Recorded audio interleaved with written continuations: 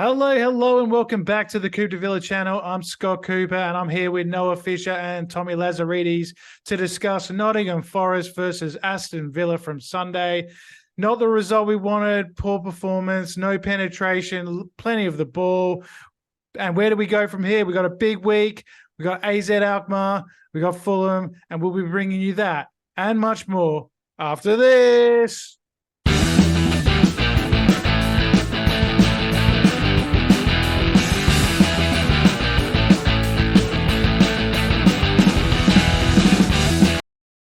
Okay, yes. So we were at the City Ground, Nottingham. We had a chance to go third above Arsenal with 3 points, Noah. It was a really big opportunity, but unfortunately, we just seemed to have one of those days. Was a terrible start, obviously. Aina, I think it was, scored that goal in the first few minutes. And from then on, we just huffed and puffed, but never really looked like scoring.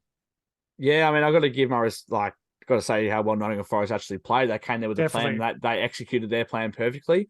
Obviously, they get the early goal. If they don't get that, who knows? They were set very well. He's a good manager they've got there, and yeah, as you said, we huffed and puffed, and I think we're just missing one of those players like a Jacob Ramsey and Emi Buendia, a Coutinho that can unlock those little passages of play and feed through the clean chances. Yes, we had a lot of opportunities, some wasted ones as well, which I know we'll touch on.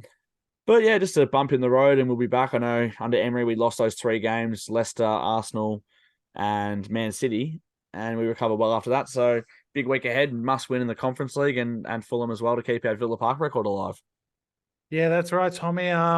Every time we have been defeated so far this season, Newcastle, Liverpool, AZ Alkmaar as well. It was Legia Warsaw in the Europa Conference League. We've bounced back with a big performance, and we need to do that again. But is this a potential issue? The fact that we didn't really create that many chances. There was the Ollie header. Zaniolo had one. Bailey sort of had a half chance. But we, against that sort of low block team that, sits back, defends in numbers, is that a potential issue? We don't maybe have the quality to break them down? Yeah, I think just finding that final ball more than the finish. I think, to be honest, someone like Emi Buendia probably would have opened the game right up. And I definitely think Bailey's got to come in for Zaniolo to start next game. I think Emery came out and I think he said something about it. He thinks the whole gambling situation might be on the back of Zaniolo's mind, and it's clearly affecting his performance. We can see he just needs a goal, but right now, needing a goal versus scoring one, I think we need a goal more than him. I think we'll bounce back pretty well. It was pretty frustrating, but, full credit to Forest. They executed on their game plan. They were rock solid in defense, and I think, we just ended their 6-game drought, if I'm correct. So, I think we'll bounce back. I think, you can't go worse than here, and I think we're kind of fortunate that a lot of the teams hovering around us had unpleasant results. But the problem, if we did win it on the opposite side of the spectrum, we'd be sitting comfortable third, right? So I think these are the games that we rue, and I think that's the difference between top 4 and just out of top 4. A lot of good teams are making their push. Chelsea have somehow found form. And when I say found form, three goals in at a time against the 9-man Tottenham probably isn't ideal, but I don't know, Scott. I really don't know. I'm just saying whatever I can to keep the timer going. We're not short of minutes. No, not at all. I mean, look, yeah, I think, the early goal obviously rocked us. And, there was the Emi Martinez mistake straight after halftime again, which was an absolute shocker after such a good week, winning the Lev Yashin Award and best goalkeeper in the world and all of that. That wasn't probably the greatest time to do a mistake like that and basically throw it in your own net. But, I don't think he was the only one that had a poor day. I think Matty Cash had an absolute mare, probably his worst game for Villa for a long, long time.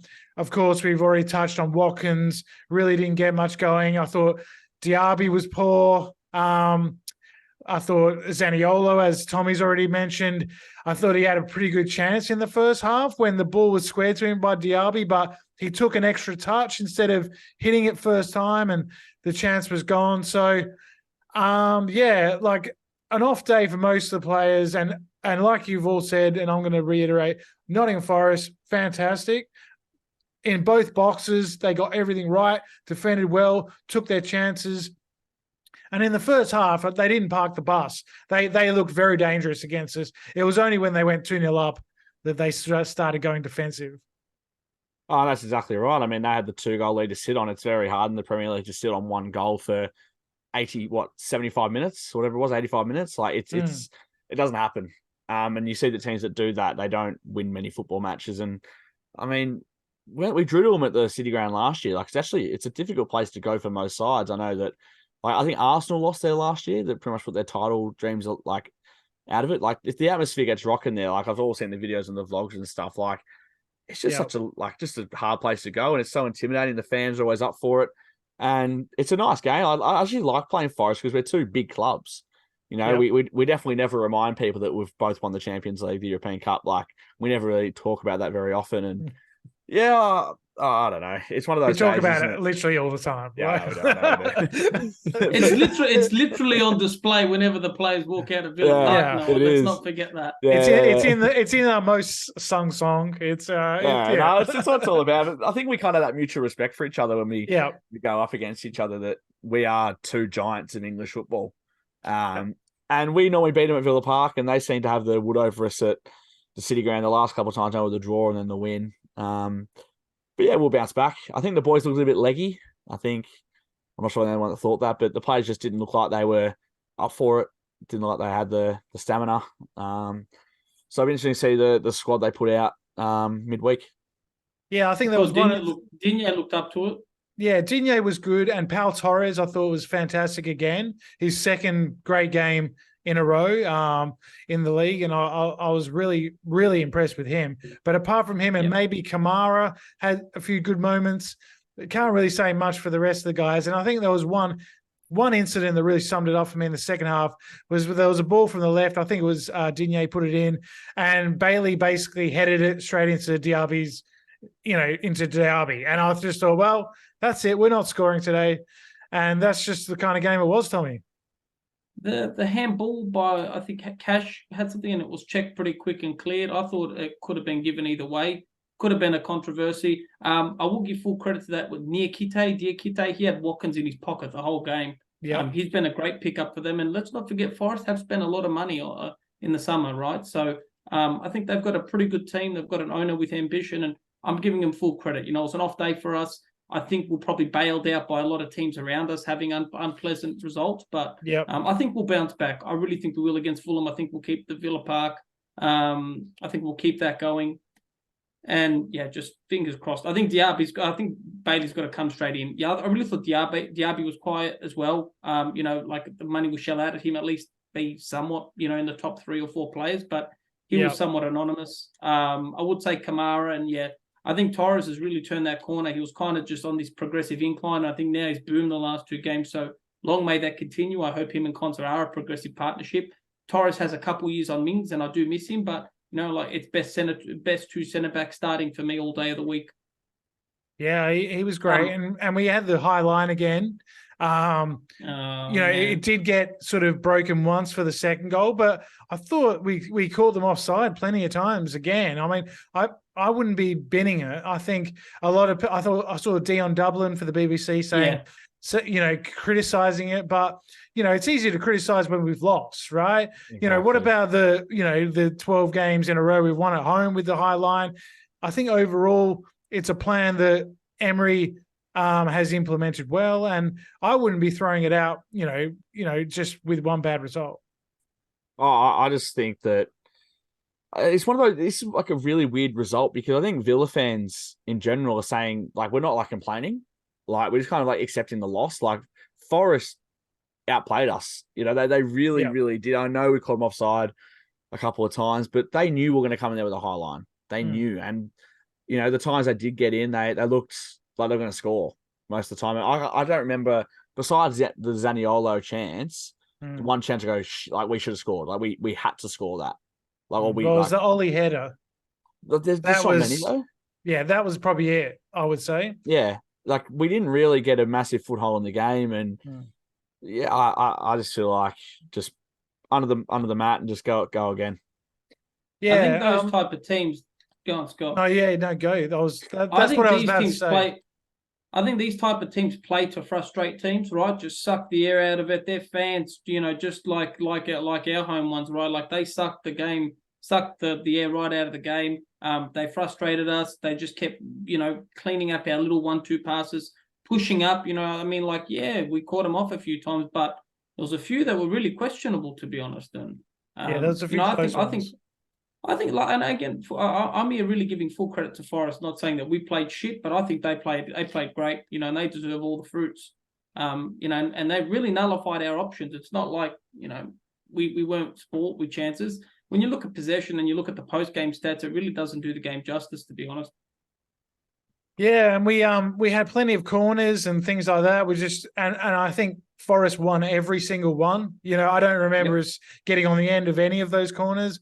And it begs the question, Noah, that we've got a front three of Zaniolo, Diaby, and Watkins, and then Bailey comes on. They've got plenty of pace, those guys, but against a team that sits back in their own box, 11 men behind the ball, which Forest did for large periods of the game, that pace really isn't working because we got no space. So Diaby, every time he had the ball, he had 2 men on him.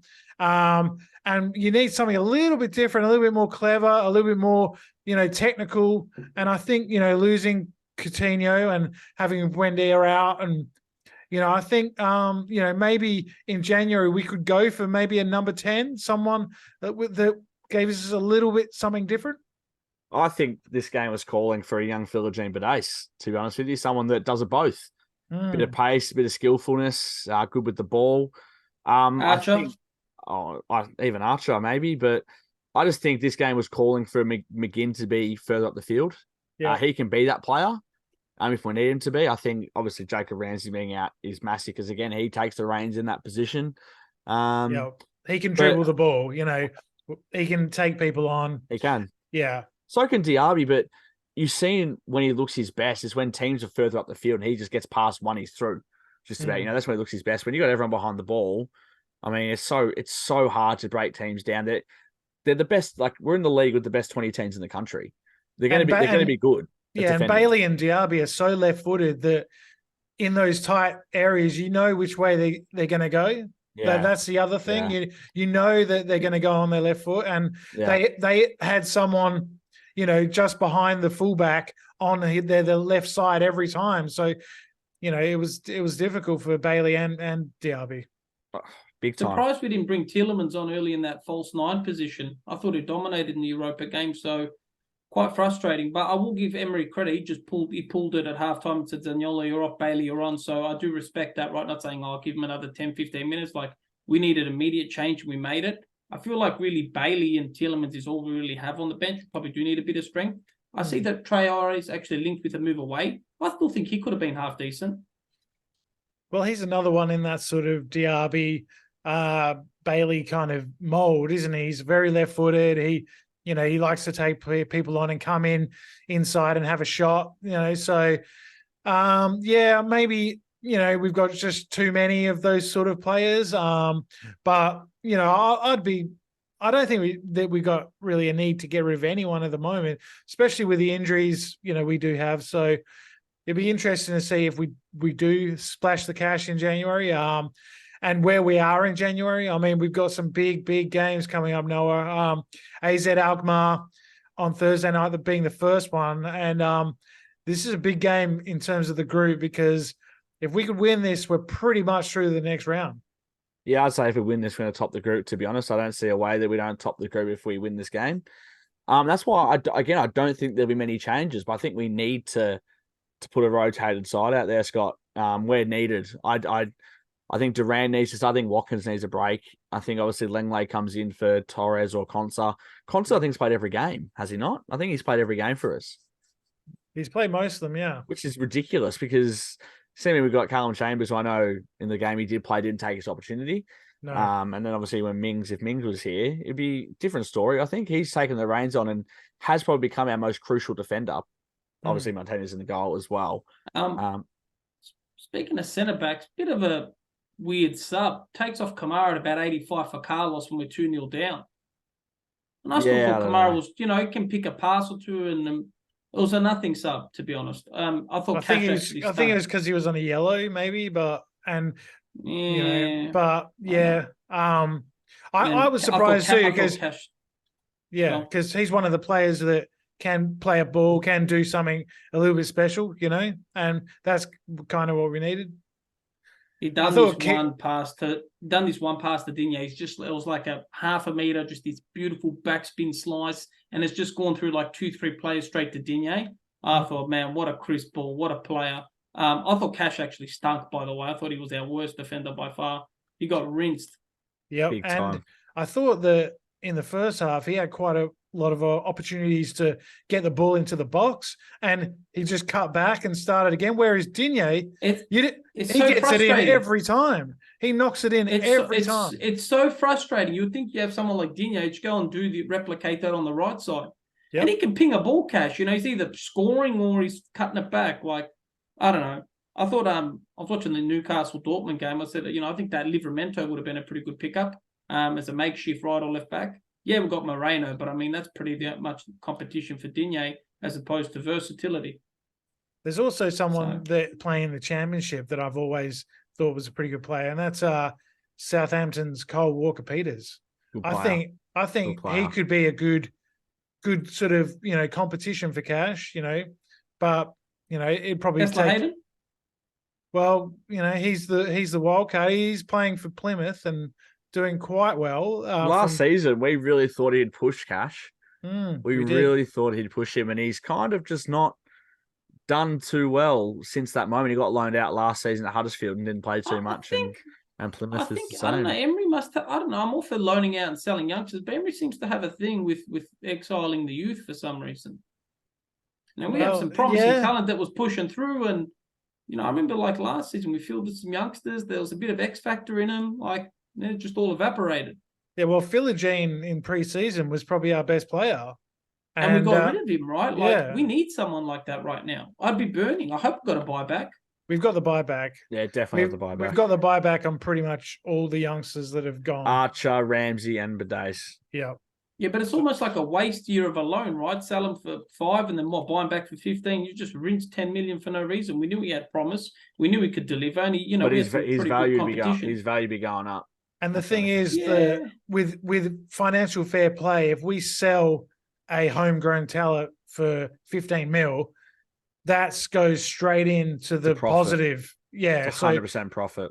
And it makes a big difference. It means if we get rid of like those 3 with the buyback clause, we can buy another Diaby or someone, of that sort of, category. That's right. That's why we did it. That's literally why we did it.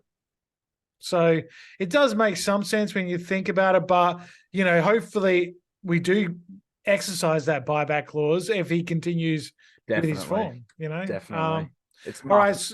So let's get on to the predictions, because I don't think there's too much more to say with that game. It was a bit of a disappointment, bit of a these things happen. I'm not too down on it. I know a lot of people on Twitter and that were very angry and said we were pathetic, and I didn't think we were pathetic. I thought we kept going, and we did try. Yeah, but it just didn't work. End of the day, it didn't work.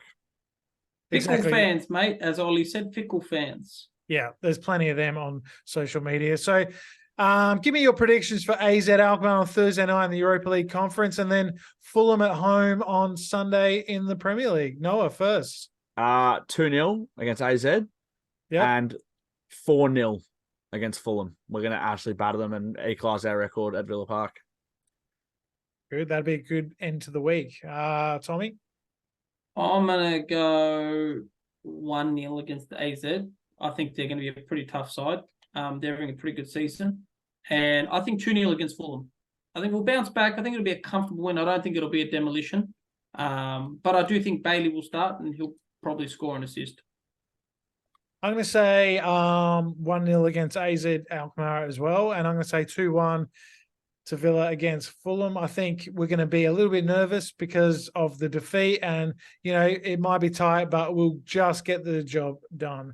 And hopefully, if AZ and Fulham sit back, we can break down their defensive line, which we couldn't against Nottingham Forest. So, yes, please let us know what you thought about the Forest result. Is it just a blip, or is it a bigger problem? And let us know, who you'd like to see start against AZ and against Fulham on the weekend. Does Zaniolo deserve to be dropped?